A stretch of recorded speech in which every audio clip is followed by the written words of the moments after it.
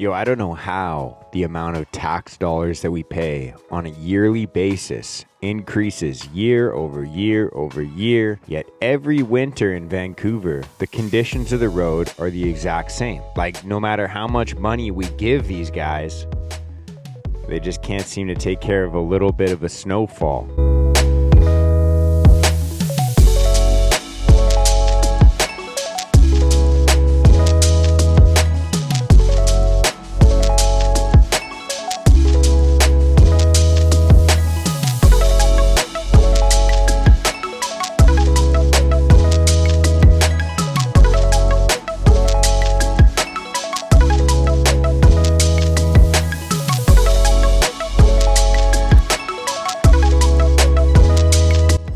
What's going on? Welcome to the Risen Fallen podcast. I am your host, Mark Henriksen, and if you are brand new to this show, what you can expect is open and authentic conversations about things like mental health and self-development and how to get your life moving in the right direction. If you're not feeling good about where you are right now, at least having the confidence knowing that you are getting at least one step closer to the life you'd like to lead, the person you'd like to live as, the person you'd like to be, and the life you'd like to live. So, yeah, if you're not new to this show, then thank you very much for coming back, supporting the cause, supporting the journey, and supporting the idea of making yourself 1% better every single day, and along the way, lifting other people up as well. Whether you're brand new to this show or not, I just want to say thank you very much from the bottom of my heart for coming here, and I just want to remind you as well that you are the reason that I do what I do. Yes, you. And so, what is going on? It is... This is going to be a very special episode for all my Vancouverites, my fellow Vancouver dwellers, my city dwellers in Vancouver, the Van City crowd, the people that, like me, wait every single year. Maybe Christmas rolls around, wintertime rolls around, and every single year we have this experience, and it happens year over year over year over year. And for some reason, everybody's posting about it and talking about it, and that's what I'm going to do today. And so every single year in Vancouver, what happens is basically we get temperatures drop. It's a little bit of maybe a dark and gloomy winter, and then there comes the special week, and this week was that week. And it's the week where everybody kind of knows it's about to start snowing. The city's just sitting back, chilling out. The government's kind of just like, whatever, we'll see what happens. Who knows what could happen? It's so unpredictable. And then everybody is still talking about it. Hey, it's going to snow tomorrow. It's going to snow tomorrow. It's going to snow tomorrow. And then the first snowfall of winter hits, and the roads are the Wild West. It's absolute gridlock everywhere. I know yesterday I was at work thinking, it's going to snow later today. I should probably think of that. So I brought some tarps to work to cover up the deck that I was halfway through working on. And 12 o'clock, I'm taking a beautiful lunch break, and I'm sitting in the back of my truck, in the bed of my truck, and I'm literally just sitting, bathing in the sun, enjoying the views. I'll put a little clip of it somewhere over the screen right now for people that are watching this. And not even 2 hours later, it is dumping snow, like absolutely dumping snow. It's like -2, -3, and just coming down hard. And it's an absolute flurry. And so, yeah, you're probably looking at the video of that right now as well, because I took a couple of videos literally like 2 or 3 hours apart. And it is like completely bipolar weather, like straight from sunny to just a flurry of snow. And so, yeah, I end up finishing up the deck, prepping it up for the torch on for the roofers, and then I tarp it all off. My fingers are numb. It's like 4 o'clock. I'm like, all right, time to head, out of Vancouver back to where I live in Richmond. And usually it's like a half hour, 40-minute drive at the end, around 4 o'clock when I finish work. And so I'm like, it's probably take like an hour and a half at least now, like double it, thinking I'm like, I'll just double it. And so, yeah, it's just traffic jam after road closure after just watching vehicles just slide sideways down hills, and it's just madness. It's crazy how every intersection becomes a 4-way stop. Everything just gets shut down, and everybody knows this is fucked. And it's crazy how people always make the joke. They're like, oh, like 2 inches of snow and Vancouver goes crazy. The drivers can't handle 2 inches of snow. And it really has nothing to do with the snow. It's actually kind of it's funny because after watching so many people yesterday on my drive home last night, which ended up taking me about 4.5 hours. Usually is a half-hour drive, 40-minute drive. Took me 4.5 hours yesterday to get home from work. I left at 4 o'clock and I got home at 8:30. Yeah, watching roads close, bridges close, 25 car pile up on the highway, and people, yeah, they always make that joke like it's about the snow, and it really isn't about the snow. It's crazy because I literally watched it all happen on my commute yesterday. It was like -2. The temperatures rose back up to about 0, 1, 2 degrees. Snow and ice wasn't sticking all that much, starts to melt, and then it drops back down to about -4, and there's black ice everywhere. Like, even my truck was sliding a bit, and there was times where I was like, all right, shit, I ought to take this slow. Yeah, it was hectic. So the reason this whole, like, black ice thing even happened in the first place, in my opinion, is because, like, there was just such a lack of situational awareness and foresight from, believe it or not, the city of Vancouver and the municipalities surrounding it. It's crazy how literally, had there just been salt on the roads, the one day everyone knew it was going to snow, when that ice melted and then before it refroze, it wouldn't have been able to refreeze. I'm not a scientist, but that's just kind of the way I look at it. Is like, the reason that Vancouver got fucked yesterday on the roads was like, it's super cold, it snows, and then it warms up a bit, the snow melts, and then it cools back down, and then it refreezes. And just simply having ice not freeze because there's salt on the roads would have solved all the problems. And so it was absolute pandemonium, but I think there is a few, things that you can kind of take away from it. And, at the end of the day, you can just laugh at everybody's Instagram stories when you see this shit. But it's like, how much foresight would it have taken to just look at the forecast and been like, yo, it's going to snow. We should put some snow tires on. We should salt the roads. We should do this. We should do that. Like, there's so many precautions you can take, especially in Vancouver, where it's just tons of hills and we get a lot of precipitation. When the temperature is going to drop, there's going to be snowy hills everywhere. And so, what's the best way the city can prevent that other than making fucking, I don't know, grippier roads or heated roads? Probably just salt them, just drive around. And so I don't know why or how people haven't figured that out. Like, I'm 28 now, and we literally have the exact same experience every single year in Vancouver. It happens every single year, and there's always the first day where it happens when the highways and roads and hills all get closed. Every hill in Vancouver is just an absolute shit show, and the roads become a circus every single year, the first day. And it's like, how has nobody started to connect the dots and do any pattern recognition? I don't know. If I were part of that system, I would say, like, someone is, probably has to get sat down every single year, like, where it's just like, how did you not see this coming? And I'm sure that none of those conversations actually happen because, when you are a union worker, you're working for the government, you're working for the city. It's not like anybody's ever held accountable. Honestly, I feel like if someone were to be held accountable for the roads being absolutely destroyed every single year, the conversation that would have to happen would result in that employee then filing for grievances, talking about some sort of trauma they faced because they got yelled at because they were held accountable for, letting the city become a giant circus. And so, enough of my private sector construction complaining about the city and union workers. I think, it's kind of funny because every single year, when I see situations like this happen, and I like last year, when it started to snow, I was like, fuck this, I'm taking off work early, and I left.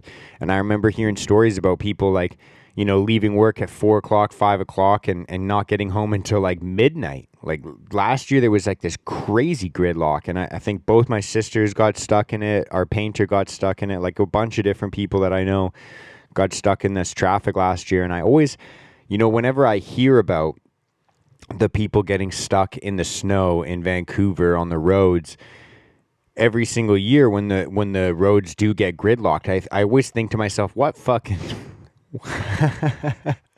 what suckers, man. I can't believe they actually, they fell for it. They went out and everyone's like, oh, well, I was prepared, but everyone around me wasn't. And then the roads closed and blah, blah, blah, blah, blah. Like, I always laugh at those people because I'm like, you're a fucking idiot. You knew that Vancouver would become a gridlock, and you still got in that situation. And every single year I laugh and I just think those people are clowns. And this year was me. And so I think that that's kind of actually a funny, interesting little lesson, because though I am proud, I stayed a lot more calm and collected. And I just kind of chilled out and listened to podcasts the entire time. I always look at the people that are in those situations and I think, like, how do you even get in that situation? Like, didn't you see that coming? Wasn't there something that you get, like, why didn't you plan for that? Why didn't you do? And I always think about, like, how many people get stuck in Vancouver when it snows on the roads and the streets become gridlocks.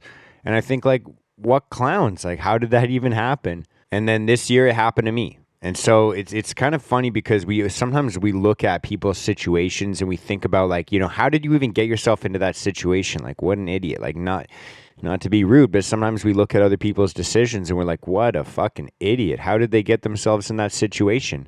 And then yesterday, I was that idiot. I was in that situation. And it kind of gave me a new perspective in terms of empathy and kind of sympathy for other people, because it's easy to forget sometimes when we look at someone struggling and we look at somebody in a situation that you think that they could have prevented and think, that could be me. How many times in your life do you find yourself in a situation where it just seems like none of the stars aligned, everything went wrong, and even though you tried your very best, you still found yourself in a shitty situation? And, it just kind of, it gave me kind of this, this idea or this sympathy of just thinking, not to get too high and mighty, just to remember to be humble and understand that, when you're viewing somebody that's struggling or down bad or in a situation that you wouldn't wish that yourself would be in, understand that very well could be you. And if you're having a good day today, just be grateful for that.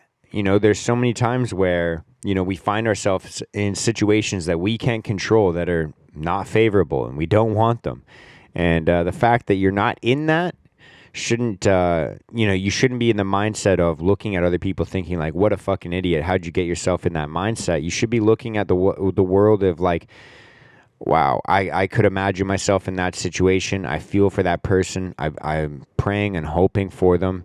I'm wishing them well. I'm sending them all my love. And I'm, overall, I'm just feeling gratitude for how great my situation is.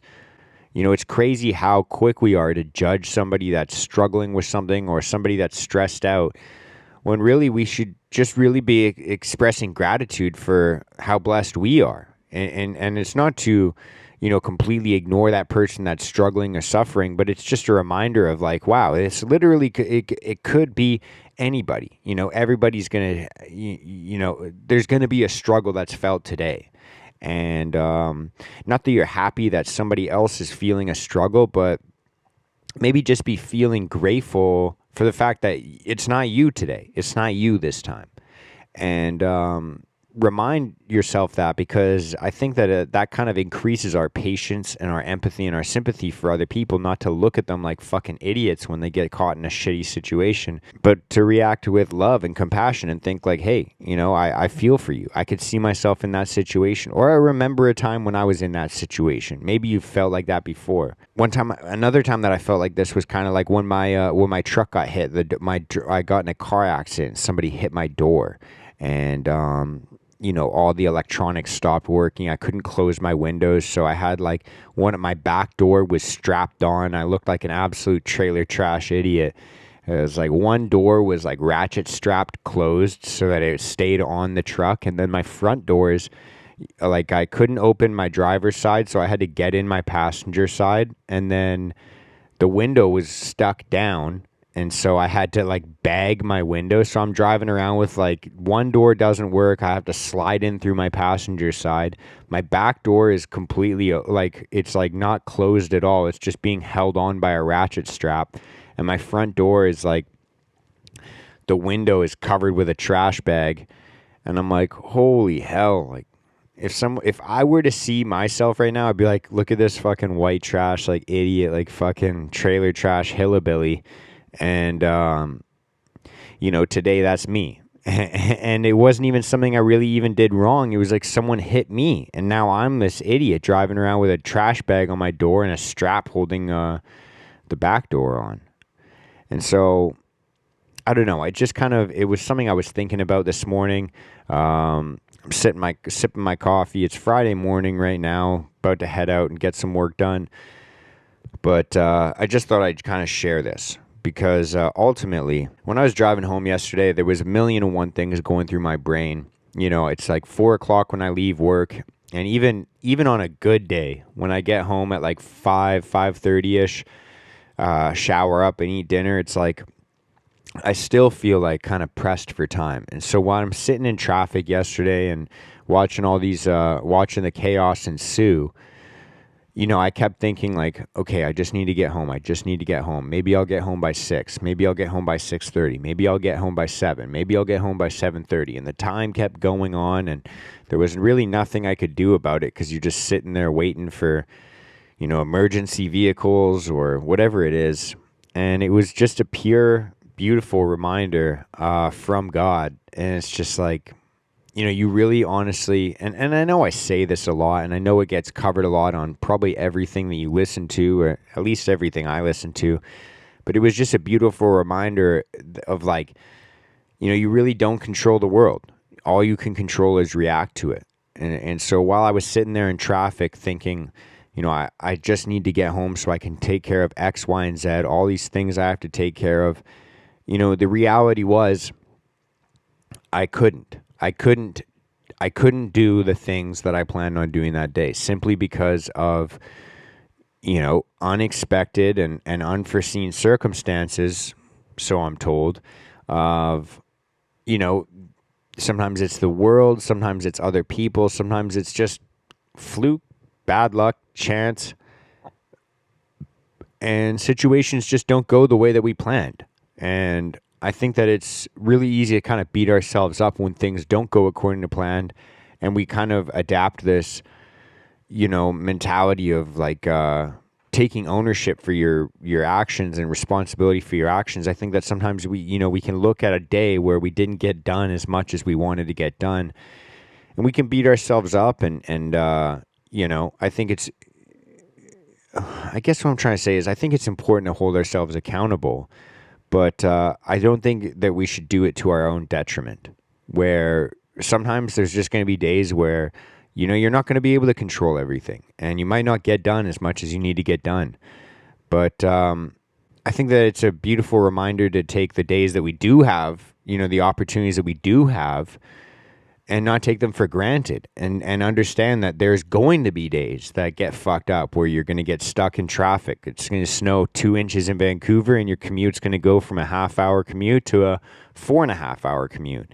And as long as you take care of the work that needs to be done on the days that you can work, and the opportunities that you do have to take care of these things, then on those days where life does throw you a curveball and you can't do the things that you need to get done, it doesn't hit you as hard. It doesn't feel as bad. And you don't get sent back as far back in terms of progress. And so that's pretty much it. Not sure if anybody out there is thinking about starting a little private road salting and ice scraping and snow plowing business, but I'm sure there's a huge fucking window of opportunity for it in Vancouver once the city starts contracting out private guys for that efficiently and effectively. Or I'm sure that honestly, like, fuck, at this point we should just kind of like pool the tax dollars that we spend on road maintenance on the cities and just start to pool it together as private citizens and be like, yo, we'll just pay someone to take care of this because obviously this incompetent government cannot do it. Sorry. That's pretty much it. That's all I'm going to do. So to save you guys from hearing another 20 minutes of me ranting about how much I hate the public sector and I get, is that private sector or public sector? The government. I just fucking, I hate those. I hate the government sometimes as almost as much as they hate me. And yeah, I don't want to go on those rants right now, but I'm sure there's a lot of you out there that feel the same way as me, and you're thinking like, dude, do it, go in on this. And then there's other people that are kind of, they maybe don't agree with me, and they're like, what an idiot. And so I just kind of wanted to discuss kind of my takeaways and how I think that these things can benefit us, or at least how we can kind of take a little bit of positivity away from these types of situations. I will check in with you guys on Thursday. Happy Monday. Hope you're doing well. Stay safe out there. Stay warm. And stay focused on just becoming a better you. And if you feel like you know somebody that needs to hear this message, or maybe you kind of feel like it was a good message, or maybe it just gave you a laugh, share it with somebody that you love. Share it with someone that needs to hear it. Check out the website www.atrisenfallen.com. We got hoodies and tees if you want to support the cause. And other than that, I will see you guys on Thursday. Much love. Peace out. Bye.